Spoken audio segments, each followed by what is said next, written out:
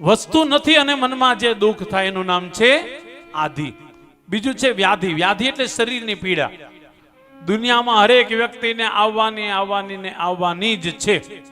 અને કળિયુગમાં જન્મ લીધો એટલે અહીંથી લઈને જેટલા છે અહીંયા સુધી એમાં હું આવી ગયો. સંસારમાં આવ્યા, કળિયુગમાં આવ્યા એટલે વ્યાધિ સતાવશે ને સતાવશે જ. કાંઈ નહીં, છેલ્લે ગોઠણ દુખે, એ વ્યાધિ છે ને.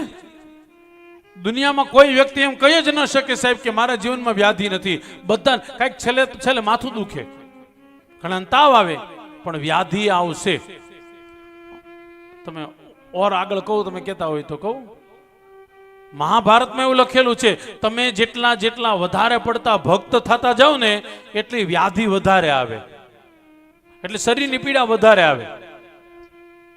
સમજાણું કે બાથે થઈ ગયું? હાલો પાછું કહું. તમે ભક્તિ માર્ગમાં જેમ જેમ આગળ જાઓ, જેમ જ્ઞાન માર્ગમાં આગળ જાઓ ને તેમ શરીરની પીડા વધારે આવે. તમને ખબર છે ડોંગરેજી મહારાજને કેન્સર આવ્યું હતું. આપણને એમ થાય જે ડોંગરેજી મહારાજ ઠાકોરજીને રૂબરૂ જોતા હતા એને કેમ કેન્સર આવ્યું થાય ને. પણ ભગવાન એના માધ્યમથી બતાવે છે કે તું મારો થાય છે એટલે આ બધું કષ્ટ સહન કરવાની તેવડ રાખજે.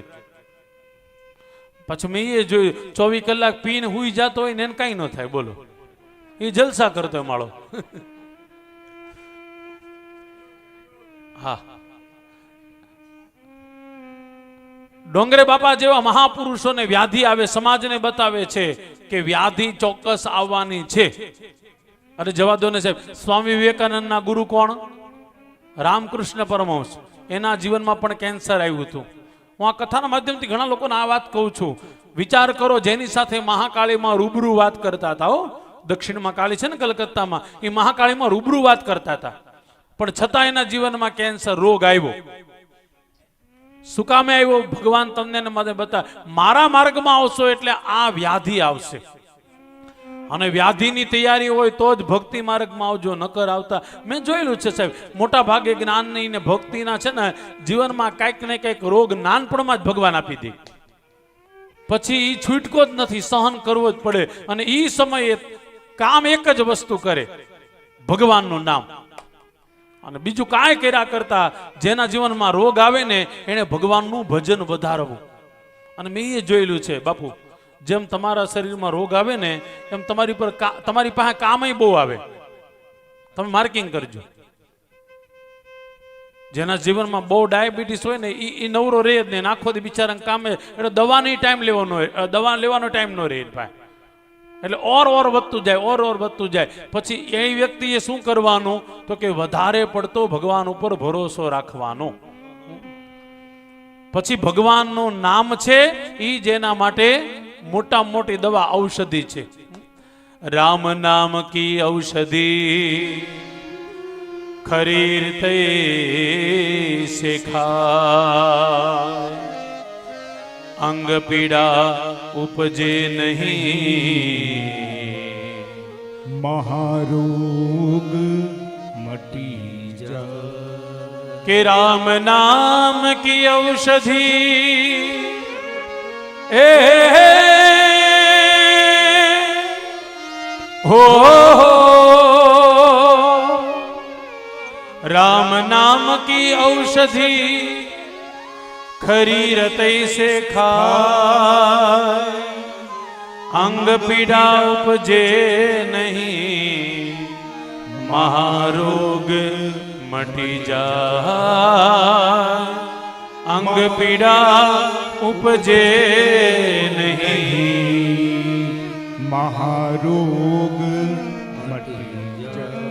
ભક્તિ માર્ગમાં જે આગળ ગયા એના જીવનમાં વ્યાધિ આવે ને આવે. ડોંગરે બાપાનું નામ સાંભળ્યું, એમ આપણા ગુજરાતમાં પાંડુરંગ દાદા થઈ ગયા. નામ સાંભળ્યું હશે.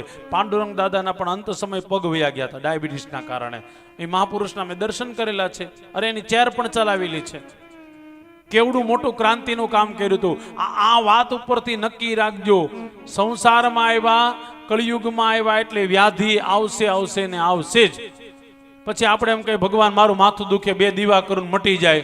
ભગવાન કે એક દવા લઈ લે, મને હેરાન કરીમાં. આ મહાપુરુષોના શરીરમાં જ્યારે રોગ આવે ત્યારે ભગવાનનું ભજન કરે છે.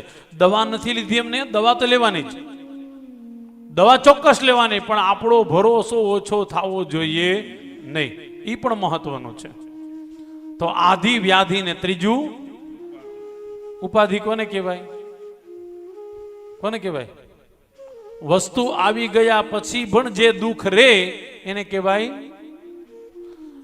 પેલા ઘર નહોતો, હવે ભગવાને 3 BHK આપ્યું, અને જ્યાં 3 BHK આપ્યું તો છોકરા અમેરિકા ને લંડન ભાગી ગયા. આવજો મમ્મી પપ્પા. આ 3 BHK વખતે કરડવા દોડ્યો. એટલે આનું નામ ઉપાધિ. પેલા ગાડી નહોતી, હવે ભગવાને મોટી ગાડી આપી તો બેસવાની ડોક્ટરને ના પડે, પગ ફોલ્ડ કરતા નહીં. લે, આનું નામ. પેલા ગુલાબ જાંબુ ખાવાના પૈસા નહોતા, હવે તો બધુંય છે, પણ ડોક્ટરે કીધું ડાયાબિટીસ છે, આઘો રહેજે. આનું નામ છે. એટલે આધિ વ્યાધિ ને ઉપાધિ માણસ જીવે ત્યાં સુધી એની સાથે ને સાથે રહી છે. નક્કી રાખજો, જીવશો એટલે આ ત્રણે આપણી હારે જ રહેવાનું છે. હવે આમાંથી બચવા માટે કોઈ એક વસ્તુ છે, તેનું નામ છે શ્રી કૃષ્ણાય વયમ નુમઃ. શ્રી કૃષ્ણાય વયમ નુમઃ. આમાંથી બચવા માટે ભગવાન શ્રી કૃષ્ણનું સ્મરણ કર્યા કરો. શ્રી કૃષ્ણાય વયમ નુમઃ. શ્રી એટલે રાધા, રાધાની સાથે કૃષ્ણને અમે બધા પ્રણામ કરીએ છીએ. વયમ એટલે અમે બધા ભગવાન કૃષ્ણને પ્રણામ કરીએ છીએ. પ્રણામમાં બહુ તાકાત છે. એટલા માટે પેલા શ્લોકની અંદર કોને પ્રણામ કર્યા? ઠાકુરજીને. આ ભાગવતના મેન કોણ છે? ઠાકુરજી.